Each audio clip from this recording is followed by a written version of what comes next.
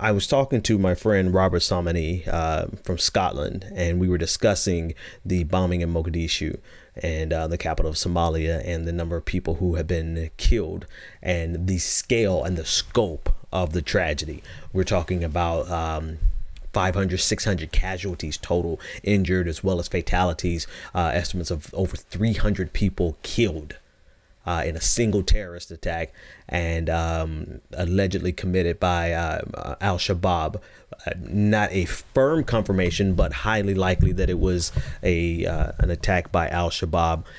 A trucker, a suicide bomber, loaded a truck full of military-grade explosives and detonated it, killing all the people that we saw. There's still people missing.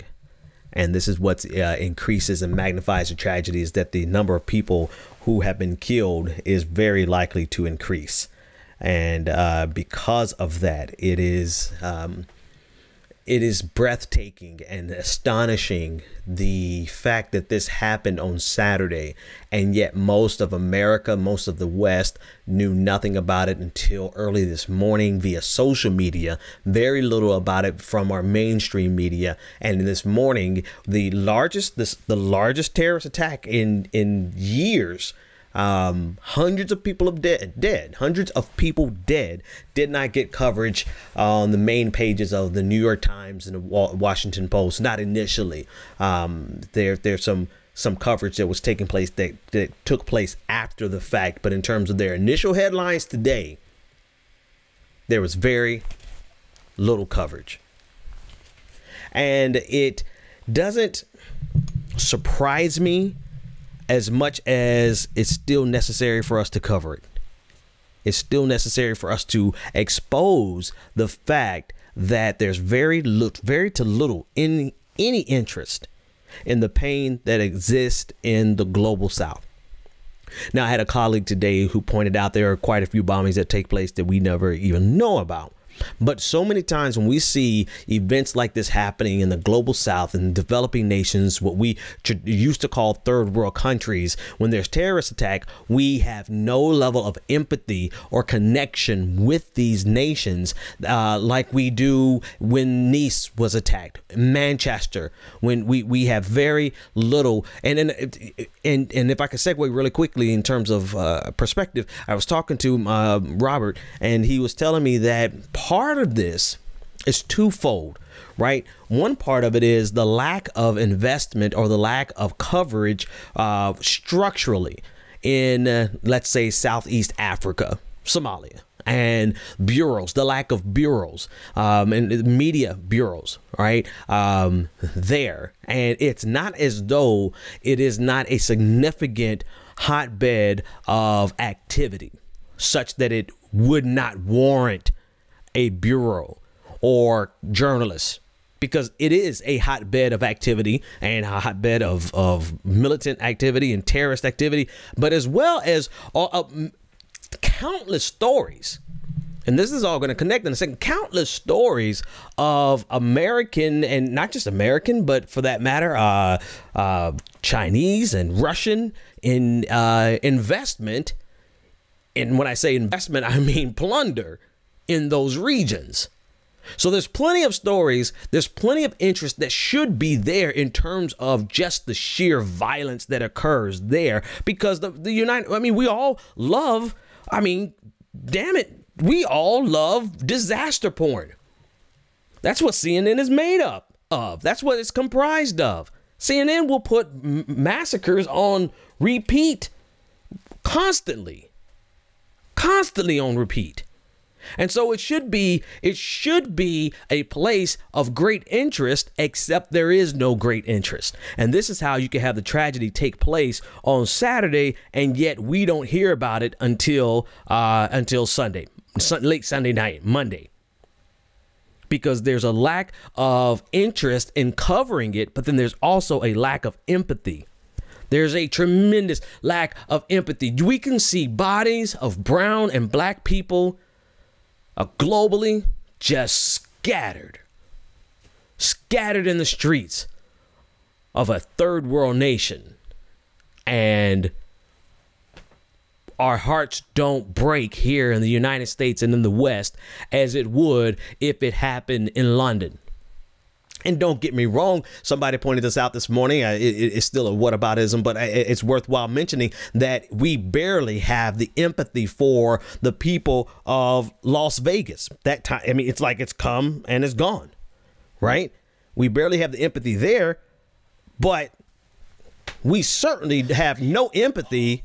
We certainly have no empathy for the people of nations that we don't have a direct connection to culturally.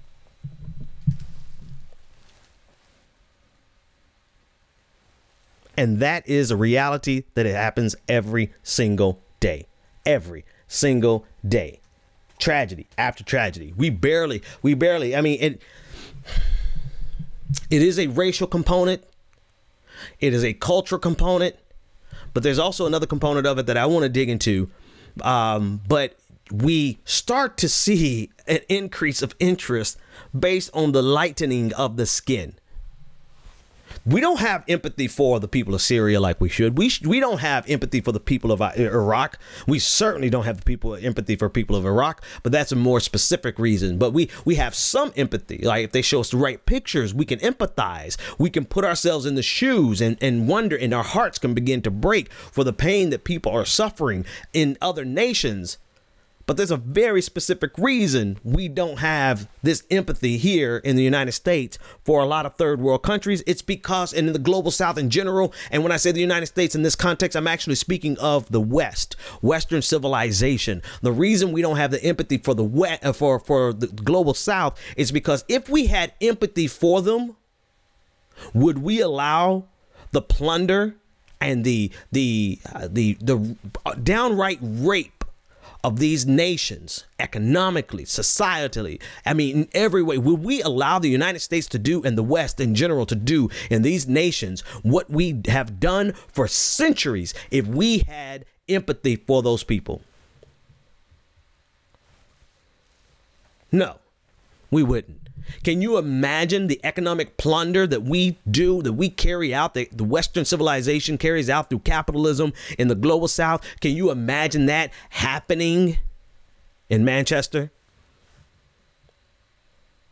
And so it's very intentional. It's not only a racial component where people in the West don't have a connection and they don't feel the humanity of the people who are killed in these other nations. It's not just that is there, but it's also very intentional, where we will never see the humanity of the people in the global South, because if we did, then we would demand what the United States is doing, what China is doing, what Russia is doing, what all these imperialistic powers are doing in the region, not just the United States, what all of the imperialistic powers are doing on the continent of Africa, and the global South in general. We would not permit it. And that's the bottom line, like it or not. And it's particularly salient when we talk about the media. Because the media, besides just complacency and laziness and the desire to simply, I don't know, get clicks because they don't think people are going to really care about the story, so they're not going to really cover. But besides all of that, besides them being an active tool of American imperialism, and besides the media being an active tool of the American war machine, and besides the media, besides all those things, they're still enterprising organizations that are not sold out to George Soros, if I can throw the conspiracy theories in there, right? There are still organizations that are autonomous, that are free, that are enterprising, and still don't report a damn thing on these regions, or barely put any effort into it when they do cover it. So it's really salient when we talk about the media, because as new media journalists and commentators and all the different roles that we have, where is our coverage? Where is our coverage? Nobody's stopping independent media from discussing this. There's no war machine that's controlling independent media, unless you really think the Illuminati is that strong that they actually do fund the Progressive Army Like George Soros actually writes checks for, that kind of thing. If you really believe that, then I don't even know why you're watching or listening. You might as well change channel, go over there to somebody else's channel, right? Go to H.A. Goodman's channel for that. But independent media, what's stopping us? The lack of empathy, the lack of actual concern. And unless we can see ourselves in the eyes of the people who are hurting and burying their children and burying their loved ones, and see the bodies scattered and actually try to feel what would we feel if we saw that with our own eyes, until we actually have genuine empathy, we are going to continue to have the same coverage. And then you must pause and ask yourself, why don't we have that empathy?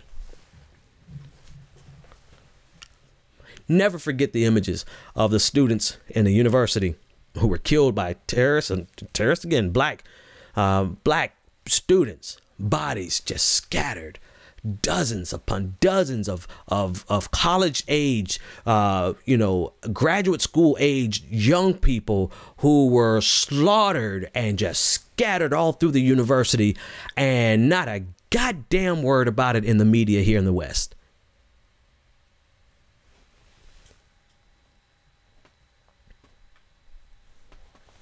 That's because we don't care. When I say it's a lack of empathy, the bottom line is we don't care. We simply do not care. I get it. I get it from a structural governmental perspective of wanting to not get the population to care about a group of people because we need to continuously exploit them. I get that from a strategic point of view. I get that.